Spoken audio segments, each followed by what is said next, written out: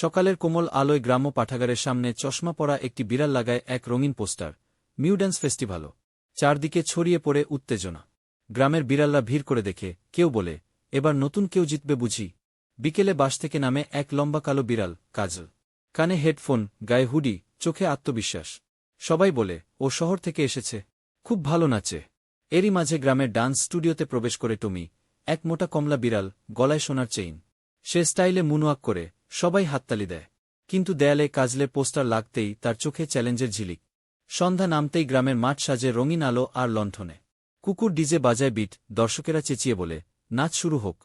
নাচ শুরু হয়, কেউ শাস্ত্রীয়, কেউ পাঙ্ক স্টাইলে মাতিয়ে তোলে মঞ্চ। বিচারকেরা গম্ভীর মুখে নোট নেয়। আলো নিভে যায়, মঞ্চে আসে কাজল। তার ঘূর্ণি, লাফ, ছন্দে নীরব দর্শক চিৎকারে ফেটে পড়ে। শেষে বিচারক বলেন, এই বছরের সেরা, কাজল। চারদিকে উল্লাস। টমি চশমা খুলে হাসে, হাততালি দেয়। রাতের আকাশে আতশবাজি। কাজল আর টমি পাশাপাশি দাঁড়িয়ে। পশুরা আনন্দে নাচছে। আর আপনারা বসে আছেন কেন? লাইক দেন প্লিজ।